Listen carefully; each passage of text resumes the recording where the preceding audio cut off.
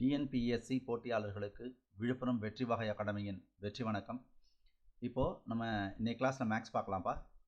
இன்னைய டாபிக் தனி வட்டி. ஓகேங்களா? இந்த தனி வட்டிக்கு நமக்கு இருக்கிறது ஒரு ஃபார்முலா பிஎன்ஆர் பை 100. இதில் பி என்பது பிரின்சிபல், என் என்பது நம்பர் ஆஃப் இயர்ஸ், ஆர் என்பது ரேட் ஆஃப் இன்ட்ரெஸ்ட். ஓகேங்களா? ரைட். தனி வட்டி அப்படின்னா நம்ம எஸ்ஐன்னு சொல்லுவோம், சிம்பிள் இன்ட்ரெஸ்ட். அசல் பிரின்சிபல் அதுதான் இங்கே பின்னு சொல்கிறோம். ஓகேங்களா? அடுத்தது ஆண்டு நம்பர் ஆஃப் இயர்ஸ் அதுதான் என்னன்னு சொல்கிறோம். வட்டி ஆர் ரேட் ஆஃப் இன்ட்ரெஸ்ட் அதுதான் பிஎன்ஆர் பை 100 நம்ம சொல்கிறோம். இந்த அசல் அப்படின்னு சொல்கிறோம் இல்லையா, இது சம்மில் வெவ்வேறு பேரில் சொல்லப்படும். முதல்னு சொல்லப்படும், அசல்னு சொல்லப்படும், தொகை அப்படின்னு சொல்லுவாங்க, ஒரு வங்கியில் முதலீடாக அப்படின்னு சொல்லுவாங்க. இந்தந்த பேர்லாம் அந்த அசலை தான் குறிக்கும் அது. ஓகேங்களா? அடுத்தது வட்டி பார்த்தோம், மொத்த தொகை கேட்கலாம். இந்த மாதிரி இந்த தனி வட்டி, அசல், ஆண்டு, வட்டி, மொத்தம் இதுதான் இதில் கேட்கப்படுகின்ற விஷயம். அடுத்தது வட்டியையும் ஆண்டையும் பெருக்கினா நமக்கு கிடைக்கிறது தனி வட்டி தான். இதை கொஞ்சம் தெளிவாக ஞாபகம் வச்சுங்க. வட்டியும் ஆண்டையும் பெருக்கினா தனி வட்டி கிடைக்கும். இப்போ 2024 கேட்கப்பட்ட சம்ஸ் நான் கொண்டு வந்திருக்கேன். இப்போ நம்ம பார்க்கலாம் இதை. ஓகே, ஃபஸ்ட்டு சம் பாருங்கள். நமக்கு ஒரு வங்கியின் வட்டி விகிதம் 5% 4% குறையும் பொழுது ஒருவர் 2000 அதிகமாக முதலீடு செய்வதன் மூலமாக அவரின் ஆண்டு வருமானம் குறையாமல் உள்ளது எனில் அவரின் உண்மையான முதலீடு என்ன அப்படின்னு கேட்குறாங்க. சும்மா இது கொஞ்சம் வித்தியாசமான சம்மாக தான் கேட்டிருக்காங்க. ஓகேங்களா? இதை சும்மா ஷார்ட்கட்டில் டைரெக்டாக சும்மா ஒரு 10 செகண்டுக்குள்ளேயே நம்மளால் போட்டுட முடியும். ஓகேங்களா? இதை எப்படின்னு பார்க்கலாம் பாருங்கள். இப்போ அவர் வாங்கினது எவ்வளோ பாருங்கள், 5%. ஃபஸ்ட்டு அந்த வங்கி அவருக்கு 5% கொடுக்குது. 5% நான் எழுதிக்கிறேன். அடுத்தது 4% குறைக்குது. அப்போ 4% குறைச்சிச்சு. அப்போ அவருக்கு குறைஞ்ச சதவீதம் எவ்வளோன்னு கேட்டால் 1% அந்த வங்கி அவருக்கு குறைச்சிருக்கு. அந்த 1% குறைஞ்சதுனால அவர் எவ்வளோ கூடுதலாக கட்ட சொல்கிறாங்க? 2000 ரூபா கட்ட சொல்கிறாங்க. 1% குறைஞ்சதுனால அவரை 2000 ரூபா கட்ட சொல்கிறாங்க. ஓகேங்களா? அப்போ 1% 2000னா 4% எவ்வளோப்பா? 8000 ரூபா. அவனுக்கு அவ்வளோதான்ப்பா ஆன்சர். இப்போ 8000 எங்கே இருக்குது? இதுதான்ப்பா ஆன்சர்.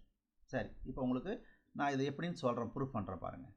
இப்போ அவர் 8000 ரூபா செலுத்தியிருக்கார். ஏற்கனவே என் வங்கியில் 8000 ரூபா செலுத்தியிருக்கார். இந்த 8000 ரூபாய்க்கு 5% எவ்வளோப்பா? பாருங்கள், 10% அப்படின்னு சொன்னால் ஒரு ஸ்தானம் தள்ளி புள்ளி வச்சா அதுதான் 10%. மீதி எவ்வளோ இருக்கும்? 800 ரூபா இருக்குமா? 800 ரூபாய்க்கு 10%னா 5% எவ்வளோ? 400 ரூபா. அதில் பாதி 400 ரூபா. ஓகேங்களா? இப்போ அந்த வங்கி 2000 ரூபா கட்ட சொல்லுது. கட்டின உடனே அந்த தொகை 8000ன்றதுனா மாறிடும், 10000 மாறிடுமா? இந்த 10000க்கு 4% எவ்வளோ? 400 ரூபா இல்லையா? பாருங்கள், 10000க்கு 4%. நீங்களே பாருங்கள், 10000. இந்த 10000ல் 4%. நான் சொன்னேன் 2 ஸ்தானம் தள்ளி புள்ளி குத்தினா அதுதான் 1% சொன்னேன். அப்போ 1% 100 ரூபானா 4% 400 ரூபா. அப்போ அந்த 5%ல் வாங்கின தொகையும் 4%ல் வாங்கின தொகையும் சரியாக வருதுங்களா? இதுதான் ஷார்ட்கட். ஓகேங்களா? ரொம்ப ஈஸியாக போட்டுற முடியும் இந்த சம்மை. புரியலைன்னா கமெண்ட் பண்ணுங்கப்பா. அப்போ நமக்கு ஆன்சர் 8000. இப்போ செகண்ட் சம் பாருங்கள். தனி வட்டி விதத்தில் ஒரு அசலானது 15 ஆண்டுகளில் 3 மடங்காகவும் எனில் எத்தனை ஆண்டுகளில் 5 மடங்காக கிடைக்கும் சொல்கிறாங்க. இப்போ இந்த சம்மை எப்படி போடலான்னு பாருங்கள். இங்கே என்னென்ன கேட்டிருக்காங்க பாருங்கள். ஒரு தனி வட்டி விதத்தில் அசலானது 15 ஆண்டுகள், இங்கே ஒரு ஆண்டு கொடுத்துருக்காங்கப்பா, 15 ஆண்டுகள். அதுக்கப்புறம் பார்த்தீங்கன்னா ஒரு பெரிய மடங்கு 5 மடங்காக, அப்புறம் இந்த இடத்துல பார்க்கும்போது ஒரு சிறிய மடங்கு. அப்போது ஒரு ஆண்டு, பெரிய மடங்கு, சிறிய மடங்கு இந்த மாதிரி கொடுத்துருந்தா நம்ம ஃபஸ்ட்டு ஆண்டை எழுதிக்கலாம். ஓகேங்களா? ஆண்டு எவ்வளோப்பா? 15. ஆண்டு 15. இங்கே நம்ம என்ன பண்ணணும்னா பெரிய மடங்கு -1, சிறிய மடங்கு -1 இதெல்லாம் இப்படி எழுதிக்கிட்டு இருக்காதீங்க, அப்படியே மனசுக்குள்ளே போட்டுங்க. பெரிய மடங்கு எவ்வளோ? 5. 5ல் 1 போச்சுன்னா எவ்வளோ? 4. அடுத்து சிறிய மடங்கு என்னது? சிறிய மடங்கு 3. 3ல் 1 போச்சுன்னா 2. அவ்வளோதான்ப்பா. 1 2 2 2 4. இதை நமக்கு பெருக்குனா என்ன கிடைக்கும்? 5 2 30. அப்போது எங்கே இருக்க ஆன்சர்? இதுதான் ஆன்சர். ஓகேங்களா? தேர்ட் சம் பார்ப்போம். 5 ஆண்டுகளில் அசல் ரூபாய் 20,000க்கு மேல் கிடைக்கும் தனி வட்டியானது அசல் ரூபாய் 15,000க்கு மேல் கிடைக்கும் தனி வட்டியை விட 3000 அதிகம் எனில் ஆண்டு வட்டி வீதம் காண்கன்னு சொல்கிறாங்க. இப்போ என்ன சொல்கிறாங்க? இந்த ரெண்டு தொகையும் கம்பேர் பண்ணுறாங்க. ஓகேங்களா? கம்பேர் பண்ணும்போது 15,000க்கு கிடைக்கிற வட்டியை விட 20,000க்கு கிடைக்கிற வட்டி எவ்வளோ ரூபாய் அதிகம்னு சொல்கிறாங்க? 3000. இப்போ உங்களுக்கு புரியணும் அப்படின்னா, இப்போ நான் ஒரு 6 அடி உயரம். இப்போ நீங்கள் உங்களில் யாரோ ஒருத்தவங்க 5 அடி உயரம். அப்போ உங்களுக்கு எனக்கு என்ன வித்தியாசம்? உங்களை விட நான் எவ்வளோ ஹைட்டாக இருக்கிறேன்? 1 அடி அதிகமாக இருக்கேன். அப்போ 6 அடியிலேருந்து 5 அடி கழிக்கிறோமா இல்லையா? அதே ப்ராசஸ் தான்ப்பா இங்கேயும். அப்போ 20,000ல் 15,000 நம்ம கழிக்கணும். எதுக்காக? இங்கே இந்த வட்டியை விடன்ற வார்த்தை கம்பேர் பண்ணுறாங்க. ஓகேங்களா? அதனால் நம்ம 20,000லேருந்து 15,000 கழிச்சிடணும். அப்போ 20,000லேருந்து 15,000 கழிச்சா நமக்கு என்ன கிடைக்கும்? 5,000 கிடைக்கும் இல்லைங்களா? அப்போ 5,000 நமக்கு கிடைக்கக்கூடிய தொகை 5,000. ஓகேங்களா? சரி, அடுத்தது என்ன சொல்கிறாங்க? இந்த 3,000 எவ்வளோ அதிகமாக கிடைக்குதுப்பா? 3,000 ரூபா அதிகமாக கிடைக்குது. 3,000 ரூபா அதிகமாக கிடைக்குது. இந்த 3,000ன்றது 5 வருஷத்துக்கு. 3,000ன்றது பாருங்கள் 5 வருஷத்துக்கு தான். அப்போ எனக்கு ஒரு வருஷத்துக்கு கண்டுபிடிக்கணுமா இல்லைங்களா? அப்போ நான் ஒரு வருஷத்துக்கு கண்டுபிடிச்சா இது 5ஆல் வகுக்கணும். அப்போ 4 5 5, 6 5 30, 2 0 அப்படியே மேலே வந்துடும். அப்போ எனக்கு ஒரு வருஷத்துக்கான தொகை எவ்வளோப்பா? 600 ரூபாங்களா? இப்போ இந்த 600 ரூபான்றது 5,000ல் எத்தனை சதவீதம் கண்டுபிடிக்கணும் இல்லைங்களா? அப்போ எப்படி கண்டுபிடிக்கலாம்? 600 டிவைடட் பை 5,000 இன்ட்டு 100. பாருங்கள், இந்த 2 0க்கு 2 0 கேன்சல், இந்த ஒரு 0க்கு இந்த ஒரு 0 கேன்சல். 4 5 5, 12 5 60.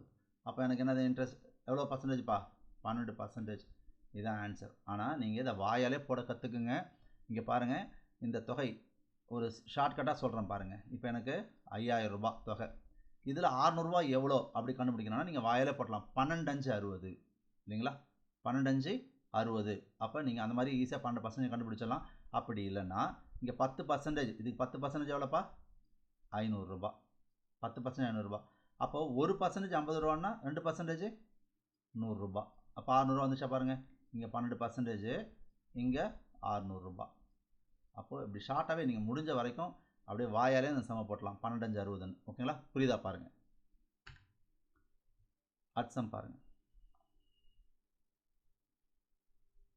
ஆண்டொன்றுக்கு 5% தனி வட்டி விதத்தில் 2 ஆண்டுகள் 6 மாதத்திற்கு ரூபாய் 6,400 நாள் பெறப்படும் தொகை என்ன அப்படின்னு கேட்டிருக்காங்க. இதை கொஞ்சம் நான் பொறுமையாக உங்களுக்கு சொல்கிறேன், புரியுதா பாருங்கள். எனக்கு எப்போதுமே வட்டியையும் ஆண்டையும் பெருக்குனா எனக்கு என்ன கிடச்சிரும்? சிம்பிள் இன்ட்ரெஸ்ட் கிடச்சிரும். ஓகேங்களா? சரி, இந்த இடத்துல கேட்கப்படுகின்ற என்ன கொஸ்டின் நமக்கு ரைஸ் பண்ணுறாங்கன்னா தொகையை தான் கேட்குறாங்க, தனி வட்டியை கேட்கல. அதையும் நீங்கள் கொஞ்சம் நல்லா புரிஞ்சுக்கணும். ஓகேங்களா?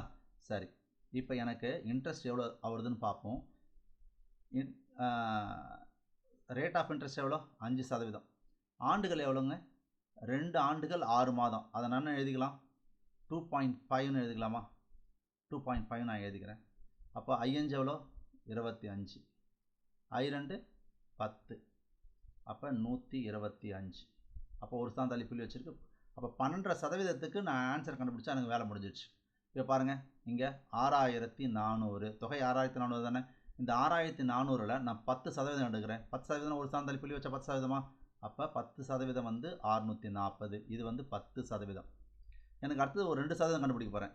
இதில் 2 ஸ்தானம் தள்ளி புள்ளி வச்சா அதுதான் வந்து 1%. 1% 64 ரூபானா 2% எவ்வளோ? 128. இது வந்து 2%. அடுத்தது எனக்கு என்ன தான் கண்டுபிடிக்கணும்? இன்னும் 0.5% தான் கண்டுபிடிக்கணும். 2 ஸ்தானம் தள்ளி புள்ளி வச்சா அதான் 1% சொன்னோன்னா 1% 64னா 0.5% எவ்வளோ? 64 பாதி 32. இப்போ இதெல்லாம் கூட்டினா நமக்கு ஆன்சர் கிடச்சிடும். பாருங்கள், இதை கூட்டுங்க. 8 2 10க்கு 0வா? மீதி 1. 5 7 7 3 10க்கு 0, மீதி 1. 7 1 8. அப்போ 800 ரூபா. இது என்னது? Simple interest. நமக்கு என்ன கேட்குறாங்க? தொகை கேட்குறாங்க. அப்போ அது கூட என்ன சேர்த்துக்கணும்ப்பா? நம்மளுடைய அசலையும் சேர்த்துக்கணும். அசல் எவ்வளோ? 6,400. அப்போ இதை கூட்டினா நமக்கு என்ன கிடைக்குது? 7,200. அப்போ எங்கே இருக்குது 7,200 ஆன்சர்? இதுதான் ஆன்சர். புரியுதா பாருங்கள். அடுத்த சம் பாருங்கள். ஒருவர் ரூபாய் 2,000ஐ 6% வட்டிக்கு கடன் வாங்குகிறார். ஓராண்டு முடிவில் ரூபாய் 1,000ஐ திருப்பி செலுத்துகிறார் எனில் அவர் அக்கடனை 2ஆம் ஆண்டு முடிவில் முழுவதுமாக முடிக்க எவ்வளவு தொகை செலுத்த வேண்டும் அப்படின்னு கேட்குறாங்க. ஓகேங்களா? இப்போ இதில் நம்ம பார்க்க வேண்டிய விஷயம் என்னென்னு கேட்டிங்கன்னா, ஒருவர் 2,000 ரூபா பணம் வாங்கியிருக்கிறாரு. எவ்வளோ பர்சன்டேஜுக்கு? 6%. அதில் 1,000 ரூபாயை திருப்பி கொடுத்துட்றாராம் முதல் ஆண்டில். ஓகேங்களா? ஓராண்டு முடிவில் 1,000 ரூபாய் திருப்பி கொடுத்துட்டாங்க. அப்போ அவருக்கு வட்டி கட்டணும்ல. இங்கே வட்டியை பற்றி எதுவுமே சொல்லலை. அப்போது இந்த சம்மை கொஞ்சம் நீங்கள் நல்லா படித்து பார்த்தீங்கன்னா ரொம்ப ஈஸியாக செஞ்சிடலாம்ப்பா. இப்போ நான் என்ன பண்ணுறேன், இந்த 2,000 ரூபாய் எழுதிக்கிட்டேன். பாருங்கள் 2000 ரூபா இதுதான் அவர் வாங்கின கடன். அதில் முதல் ஆண்டில் ரூபாய் 1000 அவர் செலுத்திட்டா மீதி எவ்வளோப்பா இருக்கும்? அவர் செலுத்த வேண்டிய தொகை 1000 ரூபா தான். இதுதான் மீதி தொகை. இதுதான் அவர் 2ஆம் ஆண்டில் செலுத்த போகிற மீதி தொகை. இப்போ முதல் ஆண்டில் அவங்க என்ன கேட்குறாங்கன்னா 2ஆம் ஆண்டு முடிவில் முழுவதுமாக முடிக்க எவ்வளவு தொகை செலுத்த வேண்டும் கேட்குறாங்க. ஓகேங்களா? அவர் 2ஆம் ஆண்டில் தான் கேட்குறாங்க. ஓகேங்களா? சரி, இப்போ முதல் ஆண்டில் அவருக்கு இன்ட்ரெஸ்ட் கட்டியிருக்கணுமா இல்லையா? இந்த 2000க்கு 6% எவ்வளோ அப்படின்னு கண்டுபிடிக்கணும்னா, இந்த 2000க்கு 2 ஸ்தானம் தள்ளி புள்ளி வச்சேன் பாருங்கள். இங்கே புள்ளி வைக்கிறேன் நான். புள்ளி வச்சா எனக்கு கிடைக்கிற தொகை 20 ரூபா. அதுதான் 1%. 1% 20 ரூபான்னா 6% எவ்வளோ இருக்கும்? அப்போ 20 × 6 ஈக்குவல் எவ்வளோப்பா? 120 ரூபா வட்டி. 2வது வருஷம் வரேன். 2வது வருஷத்தில் அவர் எவ்வளோ தான் பேலன்ஸ் வச்சுருக்காரு? 1000 ரூபா தான் வச்சுருக்கிறார். இப்போ இந்த 1000 ரூபாய்க்கு ஒரு 6% இன்ட்ரெஸ்ட் வருமா? அப்போ 1% கண்டுபிடிக்கிறது என்ன சொன்னேன் நான்? 2 ஸ்தானம் தள்ளி புள்ளி வைக்கணும். இந்த 1000 ரூபாய்க்கு 2 ஸ்தானம் தள்ளி புள்ளி வச்சா 10 ரூபா தான் கிடைக்குது. அப்போ 10 × 6 எனக்கு ஆன்சர். 10 × 6 அப்போ 10 × 6 எவ்வளோப்பா? 60 ரூபா. அவர் 2ஆம் ஆண்டில் முழுவதுமாக முடிக்கணும்னு இருக்காங்க. அப்போ மீதி பேலன்ஸ் ஒரு 1000 ரூபா வச்சுருக்காரா? அப்போ அந்த 1000 ரூபாயும் இந்த இடத்துல சேர்த்துக்கணும். அவர் 2ஆம் ஆண்டு முடிவில் அவர் கட்ட வேண்டிய தொகை 6 2 8 1 வரும் இல்லையா? 1 இங்கே 1 வருது. அப்புறம் 1 எவ்வளோ வருதுப்பா? 1180. எங்கே இருக்கு ஆன்சரு? 1180. சரிங்களா? அடுத்த பாருங்கள். விக்னேஷ் 2 ஆண்டுகளுக்கு 4% வட்டி வீதத்தில் ரூபாய் 10,000 கடனாக பெற்றார். இந்த பணத்தை சஞ்சயிடம் 2 ஆண்டுகளுக்கு 6% வட்டி வீதத்தில் கடனாக கொடுத்தார். இந்த பரிமாற்றத்தில் அவருக்கு கிடைத்த ஓராண்டின் லாபம் என்னன்னு கேட்குறாங்க. பாருங்கள், விக்னேஷ் கிட்ட 2 ஆண்டுகளுக்கு 4% வட்டி கொடுக்குறார். ஓகேங்களா? அந்த பணத்தை சஞ்சயிடம் 2 ஆண்டுகளுக்கு 6% கொடுக்குறார். அப்போ இவங்க 2 பேருக்கும் கொடுத்தல இவருக்கு கிடைக்கிற லாபம் என்னன்னு கேட்குறாங்க. அப்போ ஒருத்தருக்கு 6%, ஒருத்தருக்கு 4%. அப்போது 6%, 6%, அடுத்தது 4%. அப்போ யார் லாபம் கேட்குறாங்க? 2% கூடுதலாக கிடைக்குதா? ஒருத்தவங்கள்ட்ட கொடுத்தது 4%, ஒருத்தவங்கள்ட்ட கொடுத்தது 6%. அப்போ கூடுதலாக அவருக்கு எவ்வளோ பர்சன்டேஜ் கிடைக்குது? 2%. இல்லைங்களா? இங்கே தொகை எவ்வளவு? 10,000 ரூபாய். இந்த 10,000 ரூபாய்க்கு 1% எவ்வளோ? 100 ரூபாய். ஏன்னா 2 ஸ்தானம் தள்ளி புள்ளி கொடுத்தனா அதுதான் 1% சொல்லியிருக்கேன். அப்போ 1% 100 ரூபான்னா 2%பா 200 ரூபாய். அப்போ 200 ரூபாய் எங்கே இருக்குது ஆன்சர்? ஏதான். ரொம்ப சிம்பிளாக போட்டலாம். ஃபார்முலா இல்லாமல் அழகாக ஈஸியாக நம்ம போட்டுற முடியும். அடுத்தது பாருங்கள். சதீஷ்குமார் என்பவர் ஒரு கடன் வழங்கும் நபரிடமிருந்து ரூபாய் 52,000 ஒரு குறிப்பிட்ட தனி வட்டி விதத்தில் கடனாக பெறுகிறார். 4 ஆண்டு கழித்து சதீஷ்குமார் 79,040 மொத்த தொகையாக செலுத்தினார் எனில் வட்டி விகிதம் என்னன்னு கேட்குறாங்க. இப்போ இந்த இடத்துல கொடுத்துருக்கிற தொகை பாருங்கள், கடன் வாங்குகிற தொகை 52,000. அப்போ இதுதான் அசல். தனி வட்டி, குறிப்பிட்ட தனி வட்டி, அந்த வட்டியை தான் நம்ம கேட்குறாங்க. இங்கே கொடுத்துருக்கிறது மொத்த தொகை. ஓகேங்களா? அப்போ மொத்த தொகையிலிருந்து அசலை கழிச்சா நமக்கு தனி வட்டி கிடச்சிடும். சில நேரம் தனி வட்டி இது மாதிரி கொடுக்க மாட்டாங்க. அப்போ மொத்த தொகையிலேருந்து தனி வட்டியை அசலை கழித்து நம்ம தனி வட்டியை கண்டுபிடிக்கணும். ஓகேங்களா? இப்போ தனி வட்டியை ஃபஸ்ட்டு கண்டுபிடிச்சிருவோம். மொத்த தொகை எவ்வளோ? மொத்த தொகை 79,040 ரூபாய். எனக்கு அசல் எவ்வளோப்பா? 52,000. இதை கழிச்சா எவ்வளோ வரும்? 0 4 0 9 2 போச்சுன்னா 7 2. அப்போ 27,440 ரூபா. அப்போ இது என்னது? எனக்கு எஸ்ஐ, சிம்பிள் இன்ட்ரெஸ்ட். இப்போ மொத்த தொகையிலேருந்து அசலை கழிச்சா சிம்பிள் இன்ட்ரெஸ்ட். இது எப்படி போகலான்னா, இந்த மாதிரி சம் கேட்டிருக்காங்க.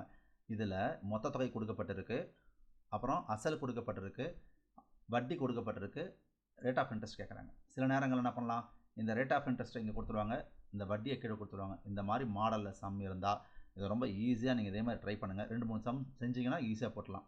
முதல்ல என்ன பண்ணுங்கள், அசலை எழுதிக்கிங்க. அசல்ன்றது எப்பயுமே 100%பா. அசல்ன்றது 100%. நமக்கு அசல் எவ்வளோப்பா? 52,000. ஓகேங்களா? அது வரைக்கும் பாருங்கள், 52,000. அசல் 52,000. அதுக்கப்புறம் இங்கே எதை எழுதணும் அப்படின்னு கேட்டிங்கன்னா, எஸ்ஐ எழுதணும். Simple interest. சிம்பிள் இன்ட்ரெஸ்ட்டு நமக்கு என்ன சொல்லியிருக்கோம்? சிம்பிள் இன்ட்ரெஸ்ட் எதை ரெண்டையும் பெருக்கினா சிம்பிள் இன்ட்ரெஸ்ட்? வட்டியையும் ரேட் ஆஃப் இன்ட்ரெஸ்ட்டையும் பெருக்கினா சிம்பிள் இன்ட்ரெஸ்ட். எனக்கு ஆண்டு இங்கே இருக்குது, 4ன்னு இருக்குது ஆண்டு. அப்போ நான் அந்த ஆண்டுகளை 4 எழுதிக்கிறேன்.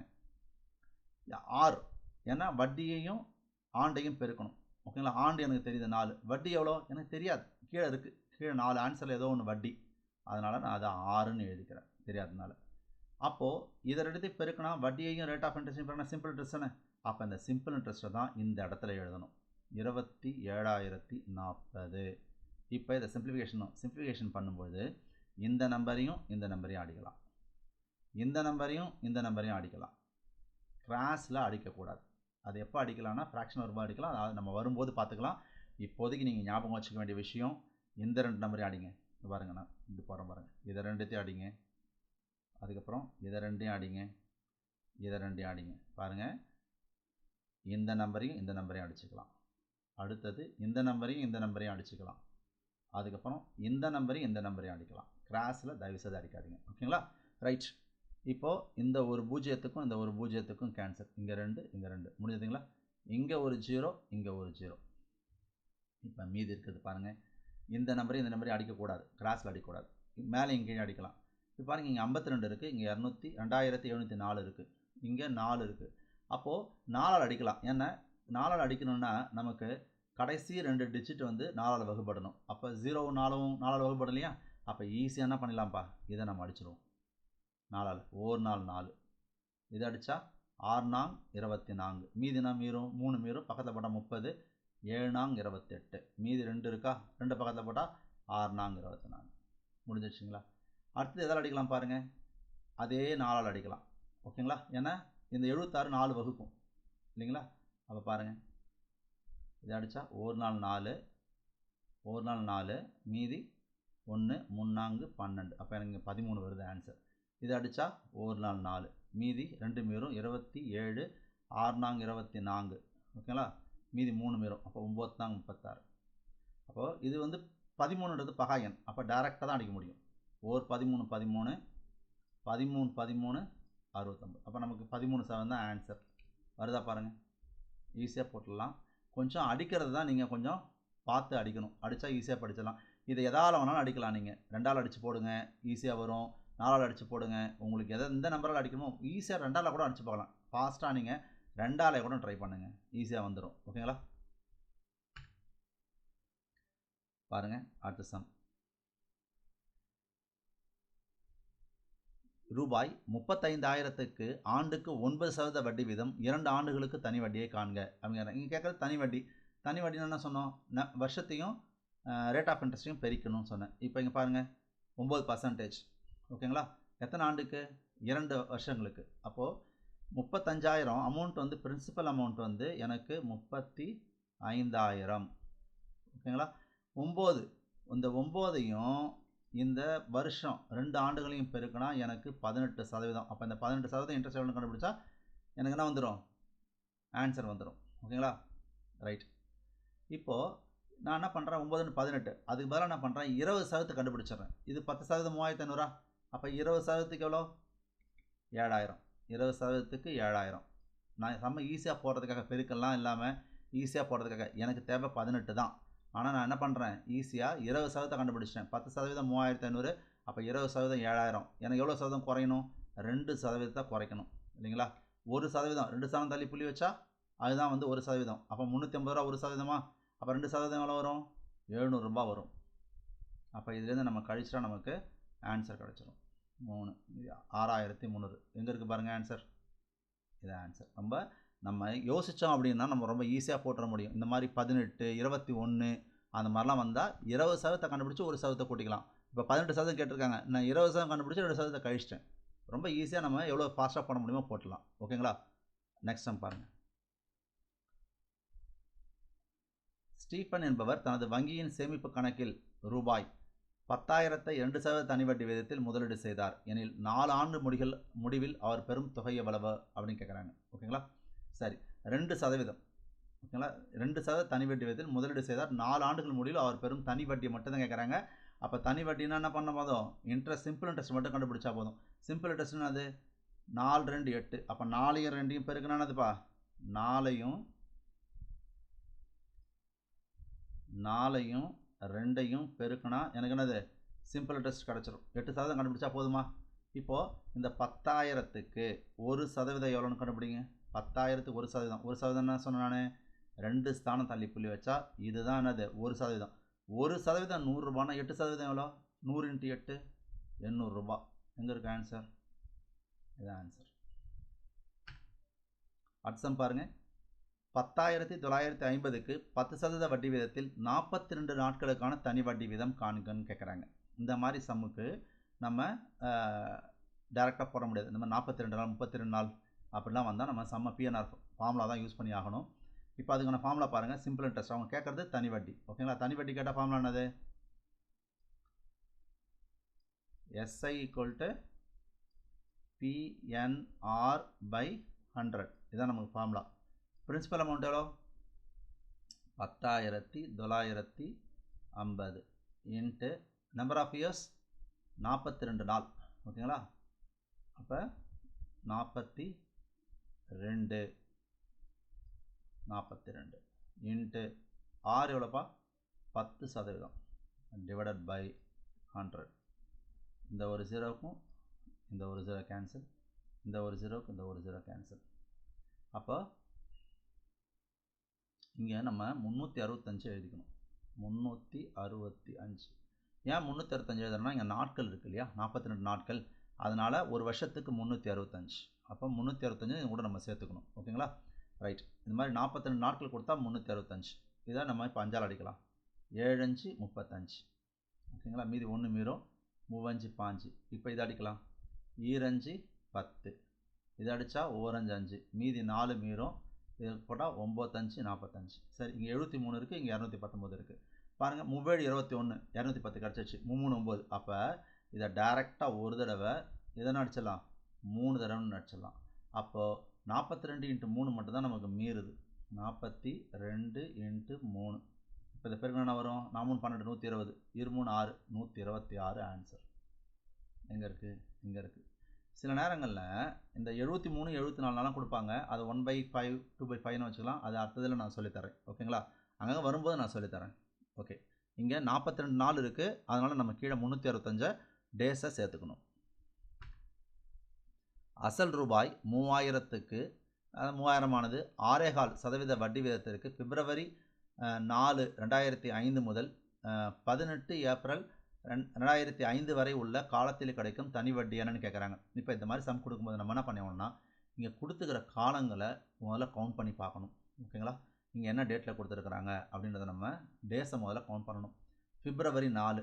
இப்போது பிப்ரவரின்னு சொல்லிட்டாங்களா? பிப்ரவரியில் நமக்கு எத்தனை நாள்ப்பா? 28 நாள்ப்பா. பிப்ரவரியில் 28 நாள். இங்கே 4 நாளில் தான் கவுண்ட் பண்ண சொல்லியிருக்கேன். 4. அப்போது மீதி எத்தனை நாள் இருக்கும்? 4 நாள் போயிடுச்சுன்னா மீதி 28 நாள் போயிடுச்சுன்னா 24 நாள் மீதி நமக்கு மீறும் இருக்குங்களா? அதுக்கடுத்து பிப்ரவரி முடிஞ்சிடுச்சு. பிப்ரவரி முடிஞ்சால் மார்ச் மாதம் ஃபுல்லாக இருக்குது. அப்போ மார்ச் மாதத்தில் நமக்கு எவ்வளோ நாள் வரும்? மார்ச்சில் 31 நாள் வரும். ஜனவரி ஆமாம் 31 நாள். அடுத்தது என்னதுங்க? ஏப்ரல் 18. ஏப்ரலில் 18 நாள் வரைக்கும் தான் அவங்க கணக்கிட சொல்கிறாங்க. அப்போ ஏப்ரலில் ஒரு 18 நாள். அப்போ மொத்தமாக நமக்கு கிடைக்கிறது எத்தனை நாள்ப்பா? 9 9 நாளும் 13க்கு 3 மீதி 1 3 6 73 நாள் நமக்கு கிடைக்குதுப்பா. அப்போ இந்த பிப்ரவரி 4லிருந்து ஏப்ரல் 2005 18 வரைக்கும் 18 ஏப்ரல் வரைக்கும் நமக்கு எத்தனை நாள் கவுண்டில் எடுத்துக்கிறோம்? 73. இந்த 73 நாள் நம்ம எப்படி எடுத்துக்கலாம்னா 1/5ன்னு எடுத்துக்கலாம்ப்பா. இந்த 1/5னா 73 நாளுக்கு சமம். ஏன்னா நீங்கள் பாருங்கள், ஒரு வருஷத்தில் 365 நாள். அப்போ 7 35 350 5 15 160 365 நாள் வந்துடுதா? அப்போ 70 நாள் 73 நாள் வந்தால் 1/5ன்னு எடுத்துக்கங்க. 146 நாள் வந்தால் 2/5ன்னு எடுத்துக்கங்க. நீங்கள் 70னுடைய மடங்காக பாருங்களேன். அப்போ 1 7 7 14 3 21 4 28 5 35. அப்போது 140 நாள் கிட்ட வந்ததுன்னா 2/5ன்னு எடுத்துக்கங்க. 210 நாள் பக்கத்தில் இருந்ததுன்னா 3/5ன்னு எடுத்துக்கங்க. 7னுடைய மடங்கை மட்டும் கவுண்ட் பண்ணி பாருங்கள். நீங்கள் 70 கூட கணக்கு பண்ண வேணாம். 1 7 7 14 அப்போ 140 நாள் 3 21 210 பக்கத்தில் இருக்குது. அந்த 3 அப்படியே ஆட் ஆகிடும் பெருக்கல்ல. ஓகேங்களா? அப்போ நான் இந்த கவுண்டிங்கை என்னென்னு எடுத்துக்கிறேன்? 1/5ன்னு எடுத்துக்கிறேன். இப்போ நமக்கு ஃபார்முலாவுக்கு போயிடலாம். SI அவங்க கேட்குறது என்னது? தனி வட்டி தான் கேட்குறாங்க. Simply SI = PNR/100. Principal amount எவ்வளவு? 3000 ரூபாய். நம்பர் ஆஃப் இயர்ஸ் இப்போ தான் நம்ம கண்டுபிடிச்சோம். 1/5ன்னு நம்ம நம்பர் ஆஃப் இயர்ஸ் கண்டுபிடிச்சிருக்கோம். 1 மேலே போட்டுக்கங்க, கீழே 5 எழுதிக்கங்க. ஓகேங்களா? அடுத்து என்ன இருக்குது? வட்டி தான் கண்டுபிடிச்சோம் இல்லையா?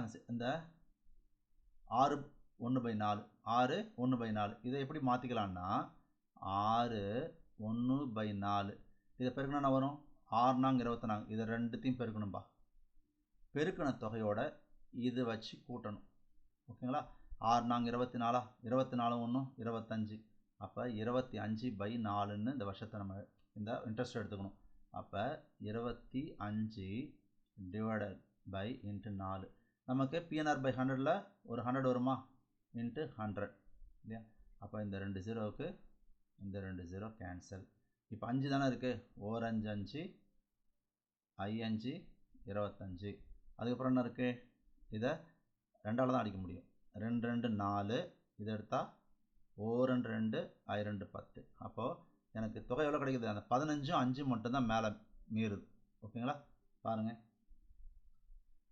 மேலே இந்த 15 இருக்குது அதுக்கப்புறம் இந்த 5 இருக்குது கீழே ஒரு 2 இருக்குது அப்போ 5 எவ்வளோப்பா 75/2 அப்போ 75ல் பாதி எவ்வளோ 37 ரூபாய் 50 பைசா இதெல்லாம் உட்காந்து அடிச்சிட்டு இருக்கோம் நம்ம 2 6 மீதி 1 அப்படிலாம் படிச்சிருக்கணும் 75ல் பாதி நமக்கு ஈஸியாக தெரியும் 37.50 3 2 6 மீதி 1 15 2 14 மீதி 1 அப்புறம் வகுத்தா 50 கிடைக்கும் ஓகேங்களா அப்போ ஆன்சர் எங்கே இருக்குது நமக்கு 37.50 தான் ஆன்சர்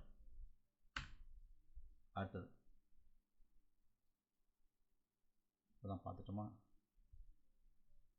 அதே சங்கம் வருதா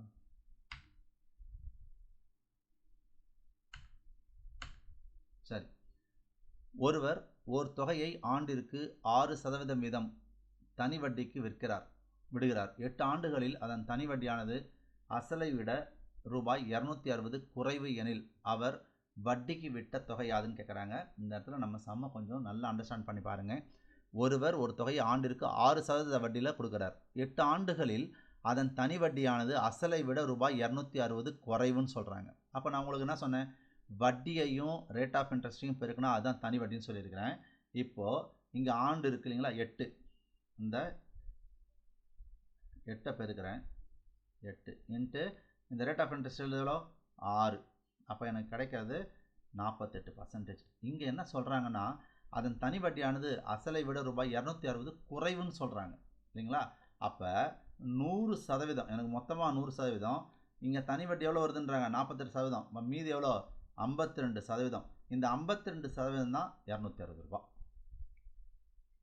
ஓகேங்களா என்னென்ன சொல்கிறாங்க அசலை விட 260 குறைவு அப்படின்னா இந்த 52% தான் 260 அப்போ என்ன கேட்குறாங்க வட்டிக்கு விட்ட தொகை அசல் கேட்குறாங்க அசல்னா 100 எவ்வளோன்னு தெரியாது அப்போது ஓர் 26 26 2 26 52 ஓகேங்களா இந்த ஜீரோவுக்கு இந்த ஜீரோ மேலே போயிடும்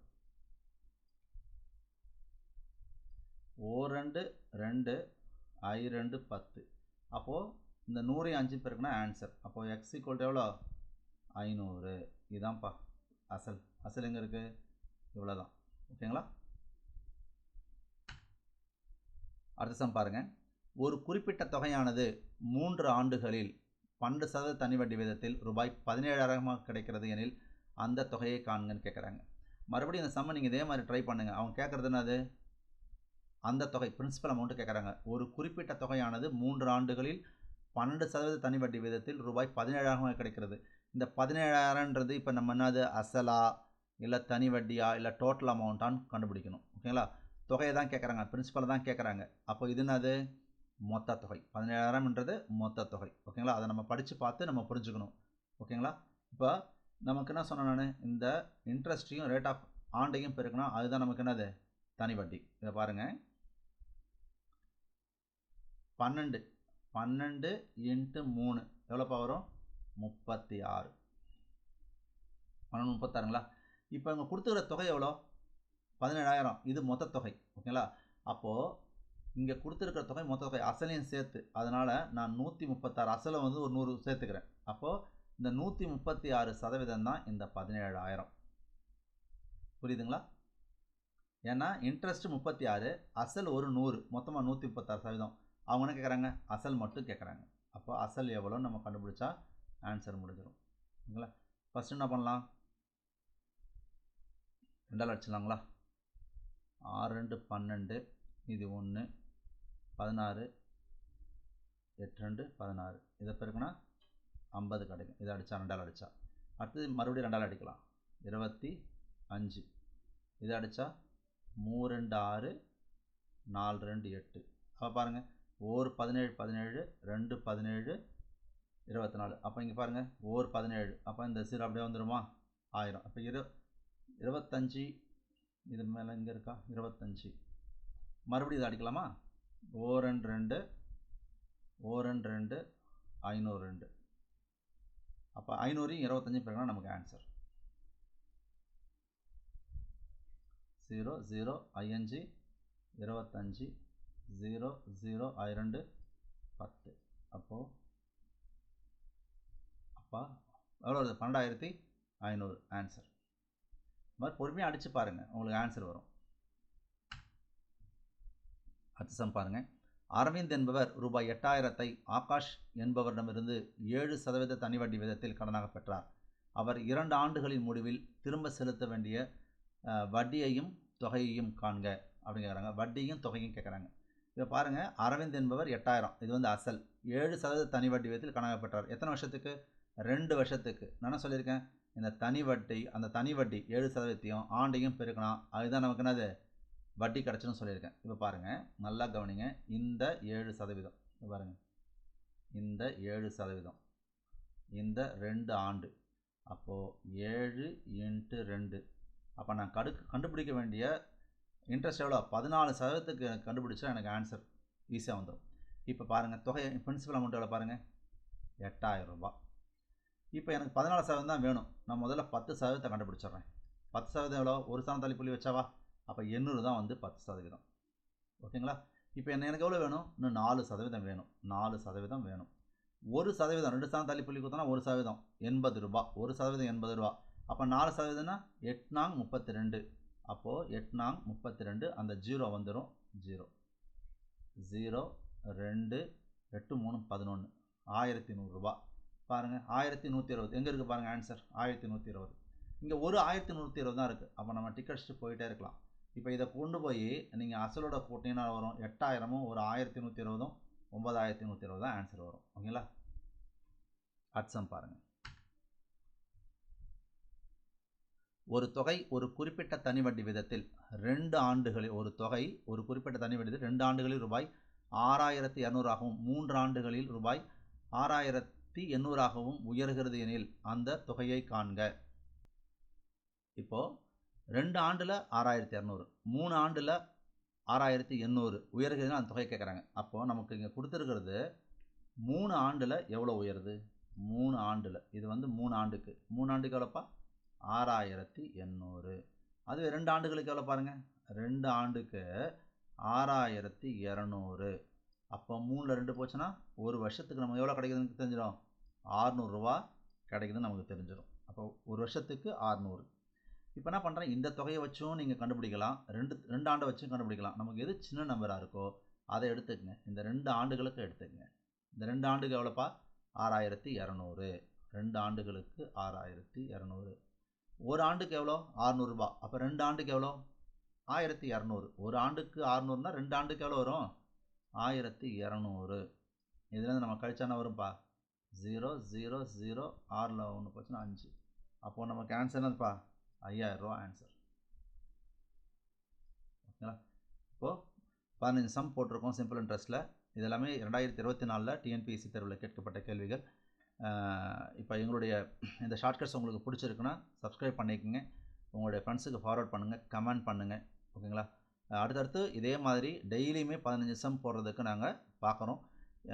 ஒரு தனி வட்டி கம்ப்ளீட்டாக முடிகிற வரைக்கும் உங்களுக்கு தனி வட்டி தான் வந்துகிட்டு இருக்கும். ஒரு 10 டேஸ் கூட இதே மாதிரி 15 சம்மாக நான் போட்டுக்கிட்டே இருப்பேன். அப்போது ஒரு 10 நாளைக்கு என்ன ஆகிடுச்சு 150 சம்.